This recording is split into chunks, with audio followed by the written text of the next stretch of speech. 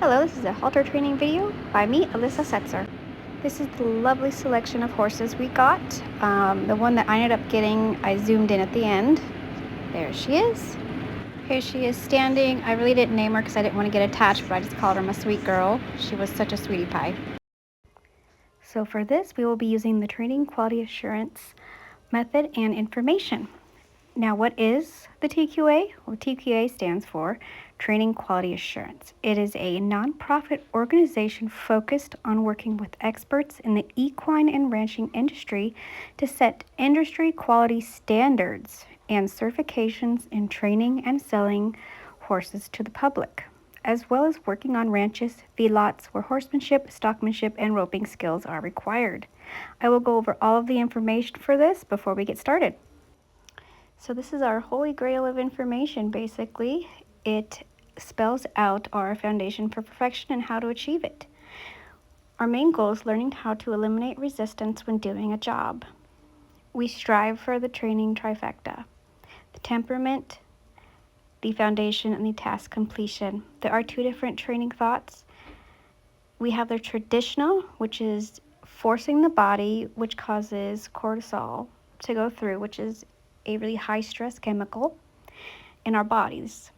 And then we have the alternative, where we influence the soul and understand the identity.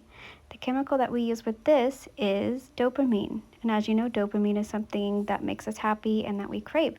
So we want the horses to be happy and understand their jobs. Now, when it comes to all this other information, we will go through it little by little, especially the definitions on the video. So let's look at the back. And as we flip over to the back, we see all sorts of more information. There's a lot of words that have definitions that we will go over. Check out the 8 different signs for horizontal direction, the different levels of directed life, solid foundations, which are the different stages that we will go through with these little babies, and then the stages of training maturity, what we would build on later if they were ready. So feel free to pause and look all of this over, and then we'll give you some more.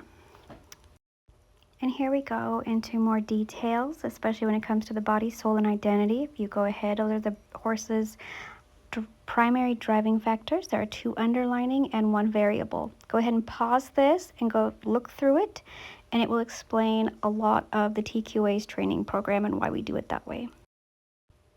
This is our score sheet just for halter training.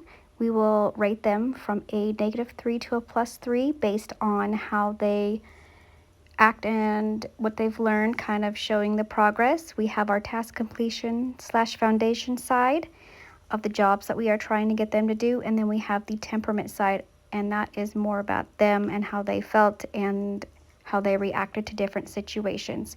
-3 is the lowest, +3 is the highest. This is basically a summary of what our paperwork would look like. We will grade them every single day that we work with them. This is what mine looks like. And this is zoomed in so you can see a little bit more. We can see how she progressed throughout all of it. Sorry for the sloppy handwriting. But when you're writing in your truck, it's kind of what it looks like. As you can see, we have the foundation, task completion, and temperament side.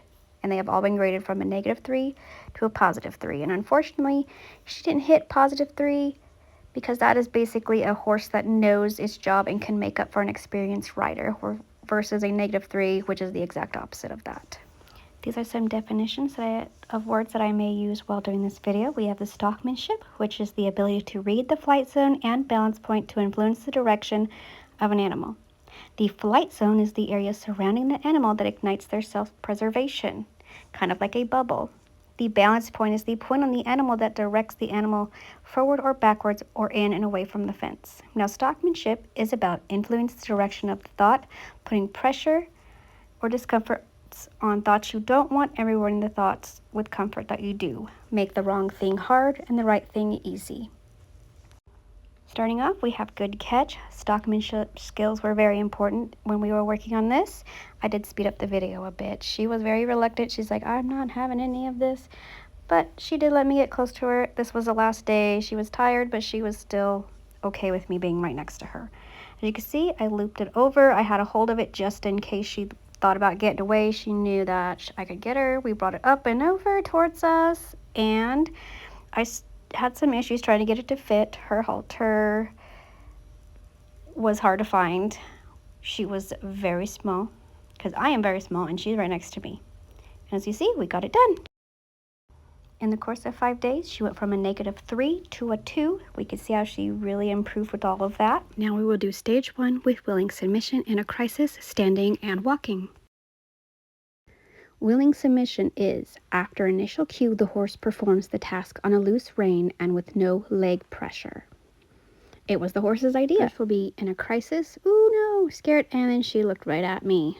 And then we come by with the flag and we try to get that blind spot. Oh, scared, scared, scared, scared. Oh, there she goes. She looked right at me. All right, now we're going to do while walking. So I'm going to walk her. Sometimes she tends to get a little close to me, so I use that to block her eye to back her up. And then boom, looks right at me. Good job. And then we're going to scoot her on the other way. For stage 1, that is when they turn the front foot and the other foot follow. So she'll step down her front foot and then the other 3 follow. Although that wasn't perfect, it was much better. And although video showed it wasn't perfect, overall she went from a -1 to a +2. We have horizontal direction, standing and walking. Now, what is horizontal direction? Horizontal direction has 8 different signs, 4 of them in the pole and 4 of them in the loin. Feel free to pause this and look over them. I personally like number 7, where the outside hind steps and the inside hind steps towards their navel. So go ahead and we can look at the feet in this video. As we can see, that outside leg steps in. And there's also many other signs. That's just my personal favorite to look at. We see her go, there she goes. Her ears are flat, her nose is between her eyes. Those are just a couple other signs to look forward to. Then we will switch sides and we will look for the same thing.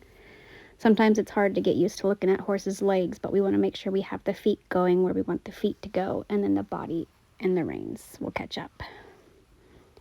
As we can see, that outside, sometimes she gets a little sticky on this side, but it came out, it goes over, it goes in. She did great. This is standing. She did get real sticky with this one for the video, but this also was at the end of the day. She kind of moved it a little bit. I gave her that. She was extremely tired.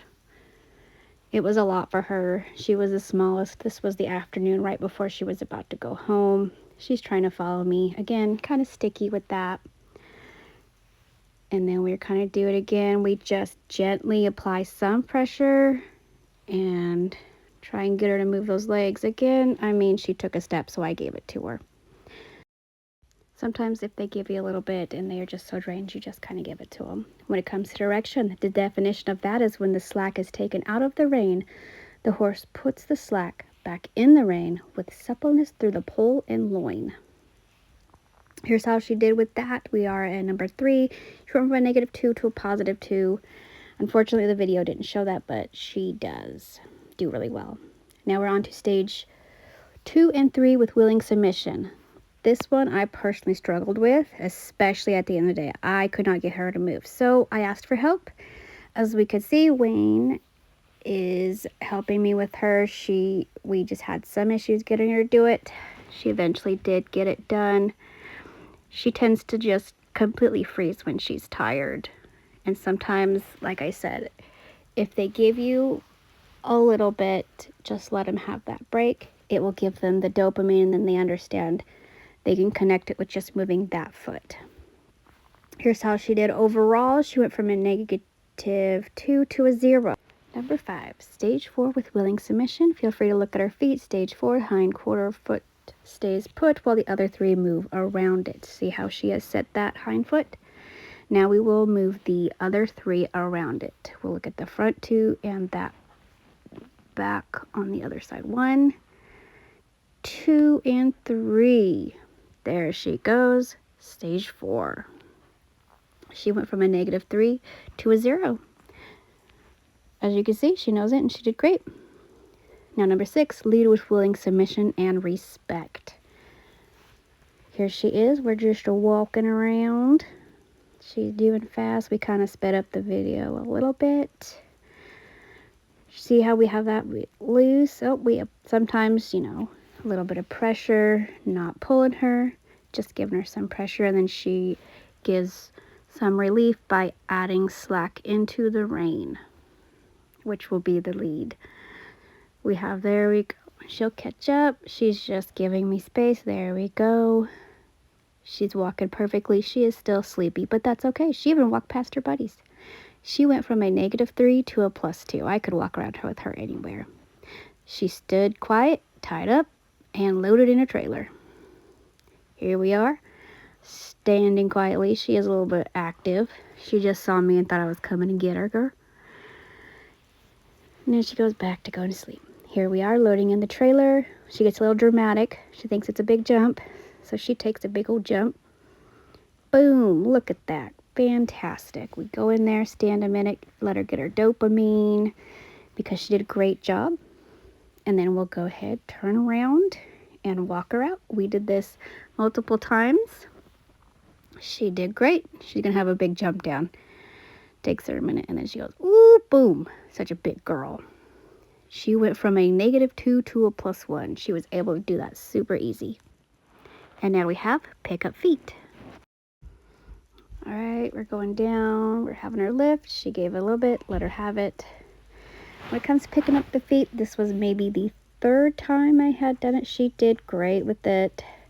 We did have to spread that peanut butter a little bit, but she also got kind of confused at thinking I was trying to get her to do something. So again, it was a work in progress, but we got some. Oh, there she went. She gave it to me and gave her back her foot. I did speed up the video. She did not jerk her foot away. And then we did the other side, petting her down. She's like, whoa, what you doing there, buddy? What you doing there? More practice with her. She'd get this down super quick. She was really high energy when we did this video, so she was kind of just checking out everything. We're going down, down, spreading that peanut butter. Give a little bit. She gave it to me. Can't argue with it. And we're going to do the other side. I did the front legs first and the back legs last. The back legs she had a little bit of issues with, just being kind of sticky, but overall she figured it out. We're spreading that peanut butter, bringing it down, got it up. She gave it to me and I let her have it. She went from a -3, which was a no touchy, to a 1. She was really great with that. I think a little bit more work and she would easily lift that foot. Now when it comes to the temperament side, this is what we are looking for, which are the driving factors: self-preservation, comfort, companionship, confidence and energy, and the variable is hormones. For the first one, we have self-preservation, fight or flight. We have confidence, energy, motivation and determination, willingness, reaction to social separation, and sensitivity. Here is her temperament sheet. You can see she ranged. She went from a -1 to a 2. She went from a -3 to a 2. She went from a -2 to a 1.